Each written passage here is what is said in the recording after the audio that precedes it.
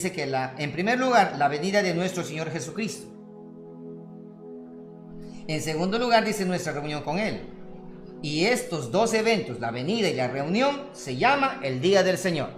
Así menciona el texto, lo acabaste de leer conmigo. Por lo cuanto,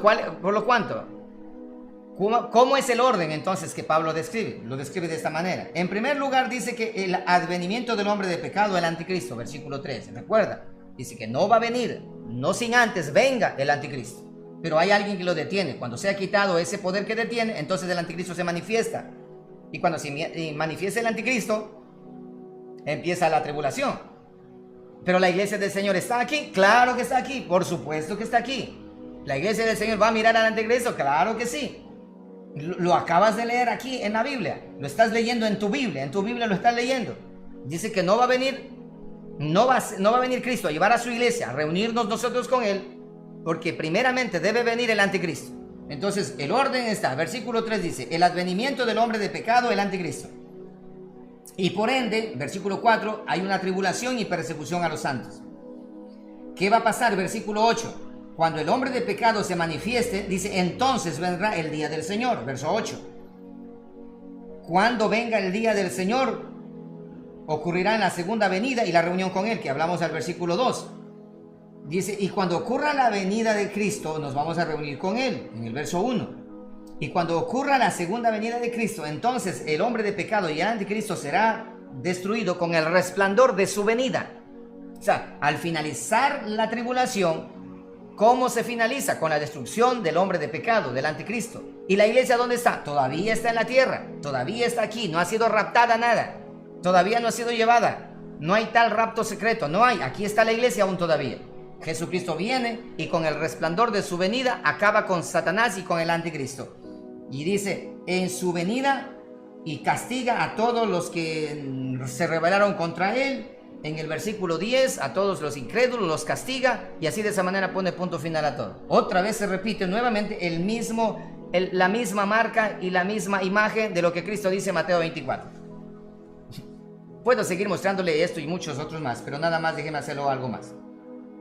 En el libro de Apocalipsis, Apocalipsis capítulo 6, donde están los sellos, donde dice el primer sello, el segundo sello, el tercer sello, el cuarto sello, el quinto sello. Mi amado hermano, con mucha claridad, ¿qué pasa con el primer sello? En el primer sello, no vamos a leer, tú lees en casa por el tiempo. En el primer sello, ¿qué aparece? El anticristo. Lo primero que aparece, recuerda que y el primer sello es el inicio del fin. Es el inicio del fin, porque lo demás es principio de dolores. En el capítulo 6 empieza el final de todo, el juicio de Dios. ¿Y cómo empieza? Con la apertura del primer sello, la aparición del anticristo. Ahí aparece el anticristo, el falso Cristo que se hace pasar por él. Eso lo estudiaremos el próximo domingo. Entonces, ¿quién aparece? El falso Cristo. En el segundo sello, ¿qué ocurre? Con la presencia del anticristo, guerras y todo eso que ustedes pueden leer allí. En el tercer sello, ¿qué aparece? Hambrunas, pestes y todo eso, un hambre voraz. ¿Y la iglesia dónde va a estar? Aquí todavía. Yo sé que tú estás diciendo, no pastor, en el capítulo 4 la iglesia ya se va. Espérate que te voy a mostrar algo allí.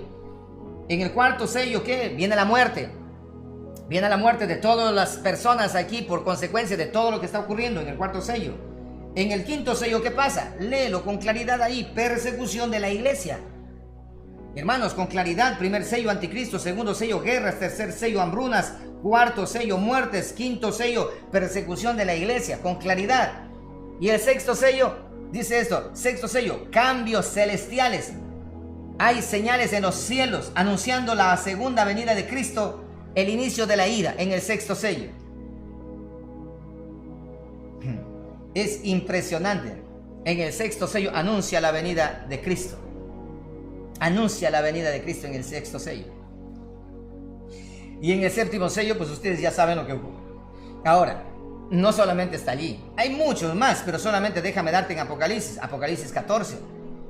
En el Apocalipsis 14, versículo 9 al 11, está la aparición del anticristo.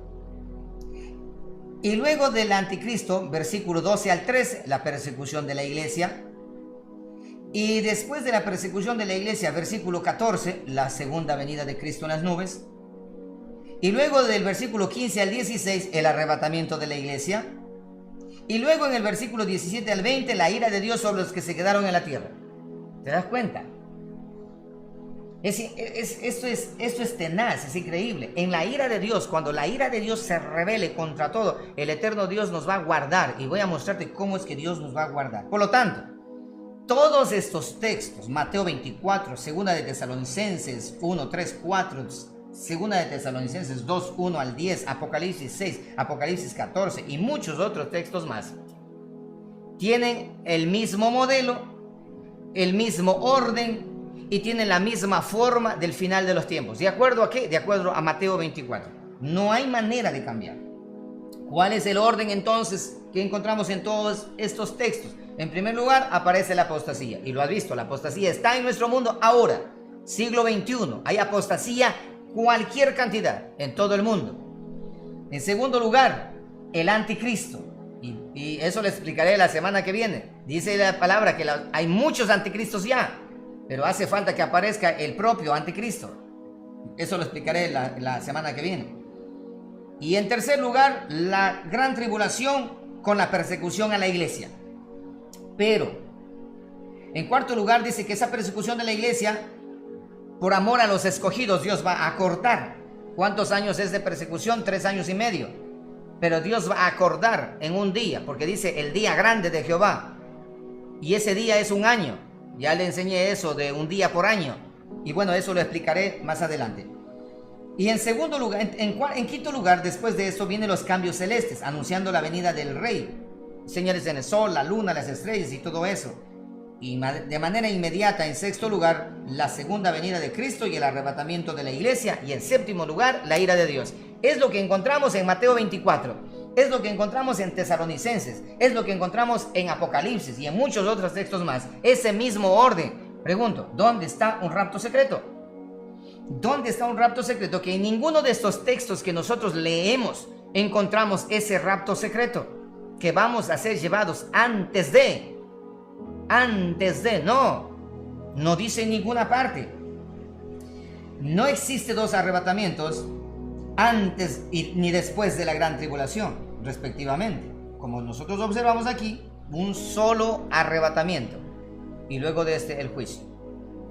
Y la tribulación lo pasan el mundo y nosotros, la iglesia del Señor, también aquí. Por lo tanto, el libro de Mateo nos ofrece la mejor pista en cuanto al momento del arrebatamiento, en el momento de la segunda venida de Cristo. Ahora observa esto con atención. Revisemos las palabras de Jesucristo. ¿Cuándo va a ser el arrebatamiento? Cristo Jesús lo mencionó bien sencillo. Dijo esto, versículo 29 del capítulo 24 del libro de Mateo, que ya lo leímos. E inmediatamente, después de la tribulación, clarito, después de la tribulación, en aquellos días, el sol se oscurecerá. Date cuenta, cuando la tribulación esté al final, finalizando ya, de manera inmediata empiezan los señales en el cielo, la luna, las estrellas, se estremece, existe un pánico tremendo en el mundo. Inmediatamente después de la tribulación, de aquellos días, el sol se oscurecerá y la luna no dará su resplandor y las estrellas caerán del cielo y las potencias de los cielos serán conmovidas.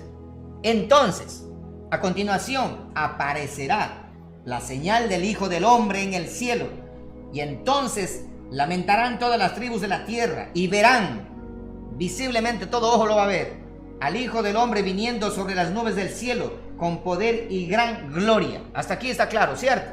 Ahora a continuación, y enviará sus ángeles con gran voz de trompeta. Enviará a sus ángeles con gran voz de trompeta. Miraremos más adelante la trompeta.